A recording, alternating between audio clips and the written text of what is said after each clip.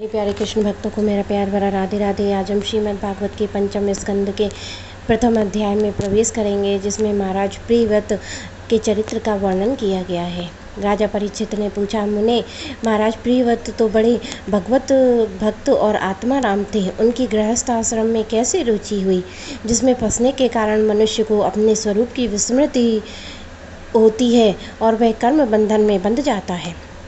विप्रवर, निश्चय ही ऐसे निसंग महापुरुषों को इस प्रकार गृहस्थ आश्रम में अभिनिवेश होना उचित नहीं है। इनमें किसी प्रकार का संदेह नहीं है कि जिनका चित्त पुण्य कीर्ति श्री हरि के चरणों की शीतल छाया का आश्रय लेकर शांत हो गया है, उन महापुरुषों को कुटुंबादि में कभी आसक्ति नहीं हो सकती है। ब्राह्मण, मुझे इस बात का संदेह है कि महाराज प्रियव्रत ने स्त्री घर पुत्रादि में आसक्त रहकर भी किस प्रकार की सिद्धि प्राप्त कर ली, क्योंकि उनकी भगवान श्री कृष्ण में अविचल भक्ति हुई। श्री सुखदेव जी ने कहा, राजन, तुम्हारा कथन बहुत ठीक है। जिनका चित्त पवित्र कीर्ति श्री हरि के परम मधुर चरण कमल मकरंद के रस में सरोबोर हो गया है, वे किसी विघ्न बाधा के कारण रुकावट आ जाने पर भी भगवत भक्त परमहंसों के प्रिय श्री वासुदेव भगवान के कथा श्रवण रूपी परम कल्याण मार्ग को प्रायः छोड़ते नहीं हैं। राजन, राजकुमार प्रियव्रत बड़े भगवत भक्त थे। श्री नारद जी के चरणों की सेवा करने से उनको सहज में ही परमार्थ तत्व का बोध हो गया था। वे ब्रह्म शास्त्र की दीक्षा निरंतर ब्रह्म अभ्यास में जीवन बिताने का नियम लेने ही वाले थे कि उस समय उनके पिता स्वयंभू मनु ने उन्हें पृथ्वी पालन के लिए शास्त्र में बताए हुए सभी श्रेष्ठ गुणों से पूर्णतः संपन्न देख राज्य शासन के लिए आज्ञा दी। किंतु प्रियव्रत अखंड समाधि योग के द्वारा अपनी सारी इंद्रियों और क्रियाओं को भगवान वासुदेव के चरणों में ही समर्पण कर चुके थे। अतः पिता की आज्ञा किसी प्रकार उल्लंघन करने योग्य न होने पर भी यह सोचकर राज्य अधिकार पाकर मेरा आत्मस्वरूप स्त्री पुत्र आदि असत प्रपंच में आच्छादित हो जाएगा, राज्य और कुटुंब की चिंता में फंसकर मैं परमार्थ तत्व को प्रायः भूल जाऊंगा, उन्होंने उसे स्वीकार न किया। आदिदेव स्वयंभू भगवान ब्रह्मा जी को निरंतर इस गुणमयी प्रपंच की वृद्धि का ही विचार रहता था। वे सारे संसार के जीवों का अभिप्राय जानते रहते थे। जब उन्होंने प्रियव्रत की ऐसी प्रवृत्ति देखी, तब वे मूर्तिमान चारों वेद मारीच और पार्षदों को साथ लिए अपने लोक से उतरे और आकाश में जहाँ तहाँ विमानों पर चढ़े हुए इंद्रादि प्रधान देवताओं ने उनका पूजन किया। मार्ग में टोलियाँ बांधकर आए हुए सिद्ध गंधर्व साध्य चारण और मुनिजन ने स्तुति किया। इस प्रकार जगह जगह आदर सम्मान पाते हुए साक्षात नक्षत्रनाथ चंद्रमा के समान गंधमादन की घाटिका में प्रकाशित हुए और प्रियव्रत के पास पहुँचे। प्रियव्रत को आत्मविद्या का उपदेश देने के लिए वहाँ नारद जी भी आए हुए थे। ब्रह्मा जी के वहाँ पहुँचने पर उनके वाहन हंस को देखकर देवऋषि नारद जी जान गए कि हमारे पिता भगवान ब्रह्मा जी पधारे हैं। अतः वे स्वयंभू मनु और प्रियव्रत के सहित तुरंत खड़े हुए और सबने उन्हें हाथ जोड़कर प्रणाम किया। परीक्षित, नारद जी ने उनकी अनेक प्रकार से पूजा की और सुंदर वचनों में उनके गुण और अवतार की उत्कृष्टता का वर्णन किया। तब आदि पुरुष भगवान ब्रह्मा जी ने प्रियव्रत की ओर से मंद मुस्काते हुए दया दृष्टि से देखते हुए इस प्रकार कहा। श्री ब्रह्मा जी ने कहा, बेटा, मैं तुमसे सिद्ध सिद्धांत की बात कहता हूँ, ध्यान देकर सुनो। तुम अप्रेम श्री हरि के प्रति किस प्रकार की दोष दृष्टि नहीं रखनी चाहिए। तुम्हें क्या, हम महादेव जी, तुम्हारे पिता स्वयंभू मनु और तुम्हारे गुरु ये महर्षि नारद भी विवश होकर उनकी आज्ञा का पालन करते हैं। उनके विधानों को कोई भी देहधारी ना तो तप विद्या योग बल और बुद्धि बल, ना अर्थ ना या धर्म की शक्ति से, ना स्वयं और किसी दूसरे की सहायता से टाल कैसे सकता है। प्रियवर, उसकी अव्यक्त ईश्वर के दिए हुए शरीर को सब जीव जन्म मरण मोह भय सुख दुख का भोग करने और कर्म करने के लिए सदा धारण करते हैं। वत्स, जिस प्रकार रस्सी से नथा हुआ पशु मनुष्य का बोझा ढोता है, उसी प्रकार परमात्मा की वेदवाणी रूप बड़ी रस्सी में सत्वादिक गुण सात्विक आदि कर्म अनेक ब्रह्मादि वाक्यों की मजबूत डोरी से जकड़े हुए हम सब लोग उन्हीं की इच्छा अनुसार कर्म में लगे रहते हैं।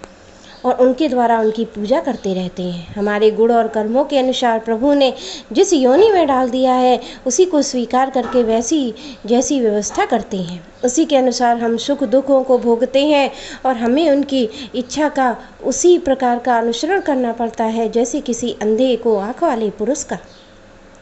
मुक्त पुरुष भी प्रारब्ध का भोग करता हुआ भगवान की इच्छा के अनुसार अपने शरीर को धारण करता है। ठीक वैसे ही जैसे मनुष्य की निद्रा टूट जाने पर स्वप्न में अनुभव किए हुए पदार्थों का स्मरण होता है, इस अवस्था में उसको अभिमान नहीं होता है और विषय वासनाओं का जिन संस्कारों के कारण दूसरा जन्म होता है उन्हें वह स्वीकार नहीं करता है। जो पुरुष इंद्रियों के वशीभूत वह वन वन में विचरण करता रहता है और उसे जन्म मरण का भय बना ही रहता है, क्योंकि बिना जीते हुए मन इंद्रिय रूप उसके 6 शत्रु कभी उसका पीछा नहीं छोड़ते हैं। तुम यद्यपि श्री कमलनाथ भगवान के चरण कमलों की कली रूप किले के आश्रित रहकर इन 6 शत्रुओं को जीत चुके हो, तो भी पहले उन पुराण पुरुषों के दिए हुए भोगों को भोगो और इसके बाद निशंग होकर अपने आत्मस्वरूप में स्थित हो जाना। श्री सुखदेव जी कहते हैं, जब त्रिलोकी के गुरु श्री ब्रह्मा जी ने इस प्रकार कहा तो परम भागवत प्रियव्रत ने छोटे होने के कारण नम्रता से सिर झुका लिया और जो आज्ञा ऐसा कहकर बड़े आदरपूर्वक उनका आदेश सिरोधार किया। तब स्वयंभू मनु ने प्रसन्न होकर भगवान ब्रह्मा जी की विधिवत पूजा की और इसके पश्चात वे मन वाणी अपने आश्रय सर्व व्यवहार तीत परम ब्रह्म का चिंतन करते हुए अपने लोक को चले गए। इस समय प्रियव्रत और नारद जी सरल स्वभाव से उनकी ओर देख रहे थे। मनु जी इस प्रकार ब्रह्मा जी की कृपा से अपना मनोरथ पूर्ण हो जाने पर देवऋषि नारद जी की आज्ञा से प्रियव्रत को संपूर्ण भूमंडल की रक्षा करने का भार सौंप दिया और स्वयं विषयी रूप विषैले जल से भरे हुए गृहस्था रूपी दुस्तर जलाशय की भोग इच्छा से निवृत्त हो गए। तब पृथ्वीपति महाराज प्रियव्रत भगवान की इच्छा से राज्य शासन के कार्य में नियुक्त हुए, जो संपूर्ण जगत को बंधन में छुड़ाने में अत्यंत असमर्थ है। उन आदि पुरुष श्री भगवान के चरण युगल का निरंतर ध्यान करने रहने से यद्यपि उनके रगादि सब मल नष्ट हो चुके थे और उनका हृदय भी अत्यंत शुद्ध था, तथापि बड़ों का मान रखने के लिए वे पृथ्वी का शासन करने लगे। तदनंतर उन्होंने प्रजापति विश्वकर्मा की पुत्री बहिष्मति से विवाह कर लिया और उससे उनके 10 पुत्र हुए। वे उन्हीं के समान शीलवान, गुणी, कर्मनिष्ठ, रूपवान और पराक्रमी थे। उनसे छोटी उर्जस्वती नाम की कन्या हुई। पुत्रों के नाम आग्नेद्र, इधिमज, यज्ञबाहु, महावीर, हिरण्यरेता, घृतपृष्ठ, समन, मेघातिथि, वितिहोत्र और कवि थे।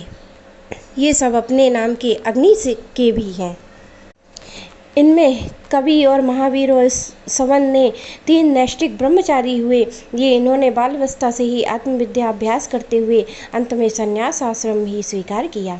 इन निवृत्ति परायण महा ऋषियों ने संन्यास आश्रम में रहते हुए समस्त जीवों के अधिष्ठान और भवबंधन से डरे हुए लोगों को आश्रय देने और भगवान वासुदेव के परम सुंदर चरणाबिंदों का निरंतर चिंतन किया और उसे प्राप्त हुए अखंड एवं श्रेष्ठ भक्ति योग से उनका अंतकरण सर्वथा शुद्ध हो गया और उनमें श्री भगवान का आविर्भाव हुआ। तब देहादि उपाधि की निवृत्ति हो जाने से उनकी आत्मा को संपूर्ण जीवों के आत्मभूत प्रत्यागात्मा में एक ही भाव से स्थित हो गए। महाराज प्रियव्रत की दूसरी भार्या से उत्तम, तामस और रैवत ये 3 पुत्र उत्पन्न हुए, जो अपने नाम वाले मनवंतरों के अधिपति हुए। इस प्रकार कवि आदि 3 पुत्रों के निवृत्ति परायण हो जाने पर राजा प्रियव्रत ने 11 अपूर्व वर्षों तक पृथ्वी का शासन किया और जिस समय वे अपनी अखंड पुरुषार्थमयी वीरशालिनी भुजाओं से धनुष की डोरी खींचकर टंकार करते, उस समय डर के मारे सभी धर्मद्रोही न जाने कहाँ छिप जाते। प्राण प्रिया बृहस्पति दिन दिन बढ़ने वाले अमोद और प्रमोद और अभ्युत तनादि क्रीड़ाओं के कारण उनके स्त्री और जन्मोचित हाव भाव, लज्जा से सकुंचित मंदहास युक्त चितवन और मन को भाने वाले विनोद आदि के महामना प्रियव्रत विवेकीहीन व्यक्ति की भांति आत्मविस्मृत होकर सब भोगों को भोगने लगे, किंतु वास्तव में उनमें आसक्त नहीं थे। एक बार इन्होंने देखा कि जब भगवान सूर्य सुमेरु की परिक्रमा करते हुए लोकालोक पर्यंत पृथ्वी के जितने भोगों को आलोकित करते थे, उनमें से आधा ही प्रकाश में रहता है और आधे में अंधकार छाया रहता है, तो उन्होंने इसे पसंद नहीं किया। तब उन्होंने ये संकल्प करके कि मैं रात और दिन को बना दूंगा सूर्य के समान ही वेगवान एक ज्योतिर्मय रथ पर चढ़कर द्वितीय सूर्य की भांति उनके पीछे पीछे पृथ्वी की 7 परिक्रमाएं कर डालें। भगवान की उपासना से इनका अलौकिक प्रभाव बहुत बढ़ गया। उस समय वे इनके रथ के पहियों से जो लीकें बनी हैं वे 7 समुद्र हुए और उनसे पृथ्वी में के 7 द्वीप हुए। उन्हें क्रमशः जम्मू, प्लवच्छ, शामिली, कुश, क्रौच, शाक और पुष्पर द्वीप हैं। 7 समुद्र क्रमशः खारे जल, ईख के रस, मदिरा, घी, दूध, मट्ठे और मीठे जल से भरे हुए ये 7 द्वीप खाइयों के समान हैं और परिणाम अपने भीतर वाले द्वीप के बराबर हैं। इनमें से एक एक क्रमशः अलग अलग 7 द्वीपों के बाहर घेर कर स्थित है।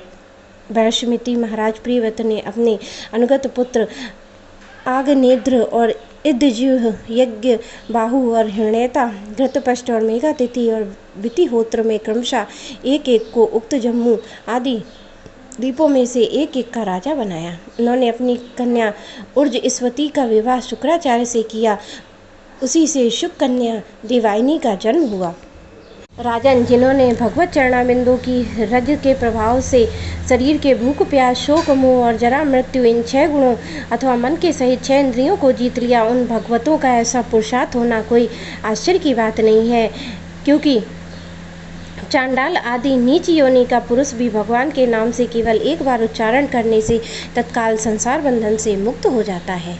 इस प्रकार अतुलनीय बल पराक्रम से युक्त महाराज प्रियव्रत एक बार अपने को देवऋषि नारद के चरणों की शरण में जाकर पुनः देवेश प्राप्त हुए और प्रपंच में फंस जाने से अशांत सा देख मन ही मन विरक्त होकर इस प्रकार कहने लगे, अहो बड़ा बुरा हुआ, मेरी विषय लोलुप इंद्रियों ने मुझे अविद्या जनित विषय और विषय रूप अंधकूप में गिरा दिया है। बस बस बहुत हो लिया, मैं तो स्त्री का क्रीड़ा मग्गी बन गया हूँ। उसने मुझे बंदर की भांति नचाया है, मुझे धिक्कार है, धिक्कार है। इस प्रकार उन्होंने अपने को बहुत कुछ भला बुरा कहा। परम आराध्य श्री हरि की कृपा से उनकी विवेक वृत्ति जागृत हुई। उन्होंने ये सारी पृथ्वी यथा योग्य अपने अनुगत पुत्रों में बांट दी, जिसके साथ उन्होंने तरह तरह के भोग भोगे थे, और उस पर अपनी राजरानी को साम्राज्य लक्ष्मी के सहित मृतदेह के समान छोड़ दिया और हृदय में वैराग्य धारण करके भगवान की लीलाओं का चिंतन करते हुए इनके प्रभाव से श्री नारद जी के बतलाए हुए मार्ग का अनुसरण करने लगे। राजा प्रियव्रत ने जो कर्म किए थे उन्हें सर्वशक्तिमान ईश्वर के सिवा कौन कर सकता है। उन्होंने रात्रि के अंधकार को मिटाने का प्रयत्न किया और रथ के पहिए से बनी हुई लीकों से 7 समुद्र बना दिए।